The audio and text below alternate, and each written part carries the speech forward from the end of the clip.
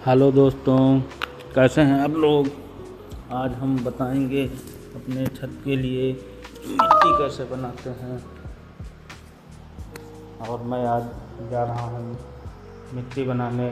आप लोग देखिएगा मैं कैसी बेहतरीन मिट्टी बनाता हूँ।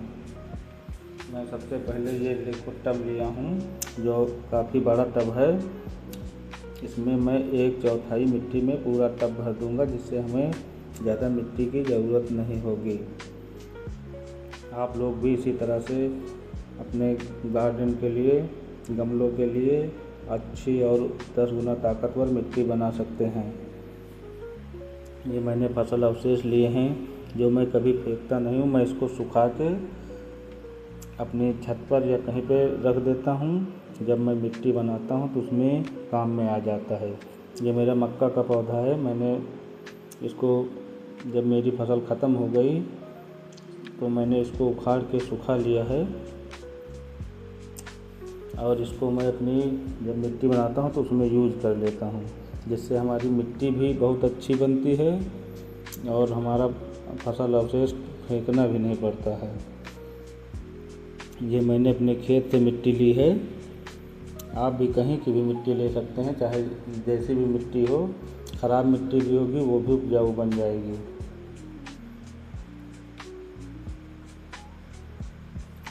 ये मैंने अपना टब ले लिया है जो कि साइज़ में 18 बाई 18 इंच का है। और ये मैं लेयर बाई लेयर इसमें सबसे पहले मैं नीचे मिट्टी डालूँगा जो हमारी खेत की मिट्टी है। उसके बाद एक लेयर अपनी फसल वेस्ट, जिसमें तोरई की बेल है, लौकी की बेल है, कद्दू की बेल है। इसको मैं फेंकता नहीं हूँ, सुखा के रख लेता हूँ। जब मिट्टी बनाता हूँ तो उसमें काम में लेता हूँ। मिट्टी के बाद अपना बेल को रख दिया है जो मैं सुखा के रखता हूँ। उसके ऊपर से फिर एक लेयर मिट्टी डाल दूँगा और नीम की सूखी पत्तियाँ और आप किसी भी पौधे की सूखी पत्तियाँ इस्तेमाल कर सकते हैं, जिससे आपकी मिट्टी बहुत ही हल्की और उपजाऊ बनकर तैयार होगी। और ये मैंने कार्डबोर्ड लिया है। कार्डबोर्ड को भी मैं यूज़ करता हूँ अपनी मिट्टी में, और सूखी पत्तियों को यूज़ करता हूँ। मिट्टी में सूखे पत्ते मिलाने से खाद का निर्माण होता है, जिससे हमें रासायनिक खाद का इस्तेमाल नहीं करना पड़ता है। जैविक खाद से हमारे पौधे बहुत ही अच्छे से ग्रो करते हैं। मिट्टी में सूखे पत्ते मिलाने से इसकी जल धारण क्षमता सुधरती है और केंचुआ व लाभकारी सूक्ष्म जीवों का भोजन मिलता है, जो पौधों के लिए बहुत फायदेमंद होता है। सूखे पत्ते मिट्टी में नमी बनाए रखने से में भी मदद करते हैं और सर्दियों में मिट्टी को ठंडा होने से बचाते हैं। सूखे पत्ते सड़कर प्राकृतिक खाद का काम करते हैं, जिससे मिट्टी में पोषक तत्व बढ़ते हैं और पौधों की ग्रोथ बहुत ही अच्छी होती है। पत्तियों के अपघटन से मिट्टी की संरचना बेहतर होती है। यह मिट्टी को अधिक हवादार और उपजाऊ भी बनाता है, जिससे पानी और हवा का प्रवाह बहुत ही बेहतर होता है। पत्तियों से मिट्टी में नमी बनाए रखती है, खासकर गर्मियों में, जिससे मिट्टी जल्दी सूखती नहीं है। ये पत्तियां मिट्टी पर एक परत बनाती हैं जो सीधी धूप को मिट्टी तक पहुंचने से रोकती हैं और मिट्टी को जल्दी सूखने नहीं देती हैं। सर्दियों में पत्तों की एक मोटी परत मिट्टी को ठंडा होने से बचाती हैं। पाला लगने के जोखिम भी बहुत कम रहता है और जड़ वाले पौधों को गर्मी प्रदान करती हैं। आप पत्तों को कंपोस्ट के ढेर की तरह रख सकते हैं। और ये फसल अवशेष और हरी घास, ये फसल अवशेष हमारे पौधे में पोटेशियम, फास्फोरस और नाइट्रोजन की मात्रा को बनाए रखते हैं, जिससे हमारा पौधा बहुत ही आसानी से ग्रो करता है।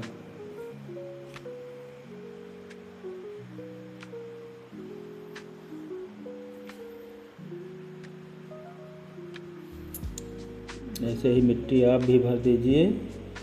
ये देखो मैं लेयर बाई लेयर भरता हूँ। और कार्डबोर्ड भी मिट्टी में मिलाने के बहुत फ़ायदे होते हैं।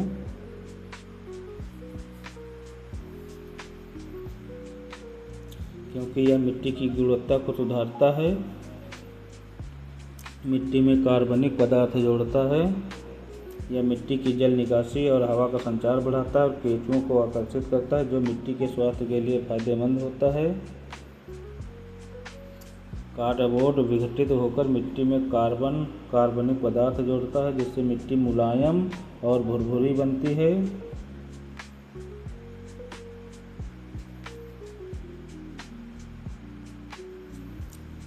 आप कार्डबोर्ड जब भी मिलाएं, बिना टेप, बिना लेबल और मोम वाले सादे भूरे नालीदार कार्डबोर्ड का ही प्रयोग करें, क्योंकि इनमें विषाक्त पदार्थ नहीं होते हैं।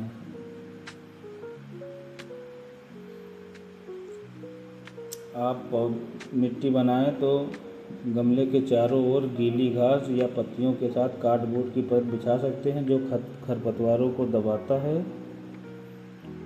ऐसे ही देखो मैं कार्डबोर्ड के छोटे छोटे टुकड़े करके अपनी मिट्टी में मिला देता हूँ, जिससे ये आसानी से मिट्टी में कंपोस्ट हो जाते हैं और बहुत ही अच्छी खाद बनके तैयार होती है। हमें बाहर से कोई भी रासायनिक खाद डालने की ज़रूरत नहीं होती है।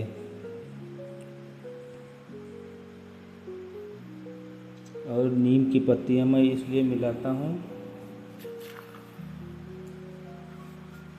मिट्टी में नीम की पत्तियाँ इसलिए मिलाता हूँ जिससे हमारी मिट्टी में किसी भी प्रकार का फंगस न लगे। उनमें एंटी फंगल और एंटीबैक्टीरियल गुण होते हैं, जो मिट्टी जनित फंगल रोगों से पौधों की जड़ों को बचाते हैं, मिट्टी की संरचना में सुधार करते हैं और हानिकारक कीटों को दूर रखकर मिट्टी की गुणवत्ता को बढ़ाते हैं, जिससे मिट्टी एक प्राकृतिक उर्वरक कीटनाशक का काम करती है। नीम की पत्तियों में मौजूद एजारिरेक्टिक नामक एक कीड़ों को पौधे से दूर रखता है। नीम एंटी फंगल और एंटीबैक्टीरियल गुण होते हैं, जो पौधों के रूट को आसानी से कीटों से बचाते हैं। नीम की पत्तियां समय के साथ टूटकर मिट्टी में पोषक तत्व छोड़ती हैं, जिससे मिट्टी समृद्ध होती है और पौधों को बहुत ही अच्छा पोषण मिलता है।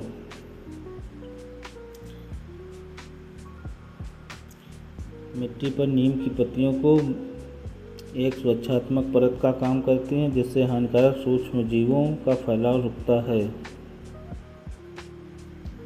ये देखो मैंने सब लेयर बाय लेयर मिला दिया है, बिल्कुल हल्की मिट्टी बनके तैयार हुई है, जो आप आसानी से उठा सकते हैं। हमारी छत पर भी बहुत ज़्यादा लोड नहीं रहता है। आप कोई भी इसमें पौधा लगाएंगे आसानी से ग्रो करेगा।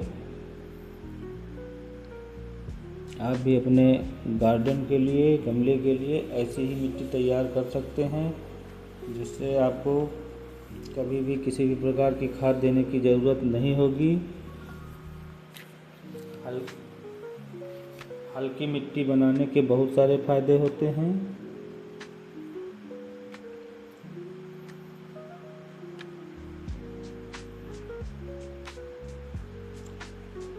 गार्डनिंग और छत की बागवानी के लिए बहुत ही अच्छी होती है, क्योंकि यह वजन कम करती है, पानी के निकास में सुधार करती है और मिट्टी को ढीला रखती है, ताकि पौधों की जड़ें आसानी से विकसित हो सकें।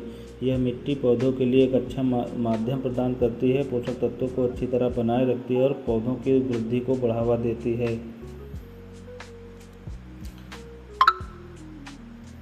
हल्की और ढीली मिट्टी में पौधों की जड़ें आसानी से फैल सकती हैं, जिससे उन्हें बेहतर एंकरेज मिलता है। हल्की मिट्टी पोषक तत्वों को अच्छी तरह से बरकरार रखती है, जिससे पौधों को बढ़ने के लिए आवश्यक पोषण मिलता है। यह फायदेमंद सूक्ष्मजीवों को पनपने का अवसर देती है, जो मिट्टी के स्वास्थ्य और पौधों के विकास में मदद करते हैं। कंटेनर और गमलों के लिए उच्च गुणवत्ता वाली हल्की मिट्टी का उपयोग करना सबसे अच्छा होता है, क्योंकि यह सभी प्रकार के पौधों, फूलों, जड़ी बूटियों और सब्जियों को उगाने के लिए उपयुक्त है।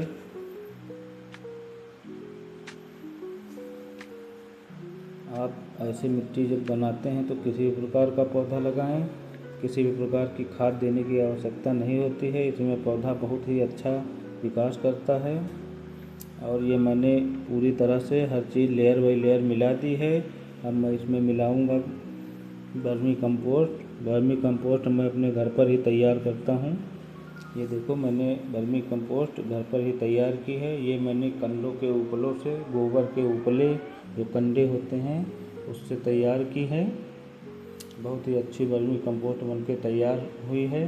आप इसे organicbazaar.com पर ख़रीद सकते हैं या फिर किसी भी ऑनलाइन वेबसाइट से ये आसानी से मिल जाती है। लेकिन आप घर पर बना लेंगे तो बहुत ही कम फ्री में आपकी मिट्टी बनके तैयार होगी। आपको ये कंडे उपले आसानी से कहीं भी मिल सकते हैं। इन्हें आप गाँव में तो बहुत आसानी से मिल जाते हैं, शहर में इन्हें खरीद कर भी लाया जा सकता है। ये खाद बहुत ही पौधों के लिए उपयोगी होती है, इसलिए मैं इसको घर पर ही बना के स्टोर रखता हूँ। जब मैं गमला भरता हूँ तो इस खाद का इस्तेमाल करता हूँ। मैंने सब लेयर बाई लेयर सूखे पत्ते, हरी घास, कार्डबोर्ड और फसल अवशेष सब मिला के लेयर बाई लेयर अपना आसानी से बहुत ही हल्का टब को भर लिया है। इसमें मैं कोई भी पौधा लगाऊंगा आसानी से ग्रो करेगा। आप भी इसी तरह से आसानी से मिट्टी तैयार कर सकते हैं। ऊपर से मैं अपना वर्मी कंपोस्ट डालता हूँ, जो हमारे पौधों को बहुत ही अच्छी खाद देती है। हर तरह से पोषक तत्वों से भरपूर मिट्टी बनकर तैयार होती है। बिल्कुल हल्की आप भी इसी तरह से मिट्टी बनाएं, कोई भी पौधा लगाएं, बहुत ही अच्छा ग्रो करेगा। हमारे सारे पौधे इसी तरह से बहुत अच्छे से ग्रो करते हैं, क्योंकि मैं ऐसे ही हल्की और उपजाऊ मिट्टी बनाकर तैयार करता हूँ। और आपको अगर हमारा वीडियो अच्छा लगे तो इसको लाइक और चैनल को सब्सक्राइब करें, ताकि मैं और भी वीडियो बनाऊं तो आपको इसका नोटिफिकेशन मिल जाए।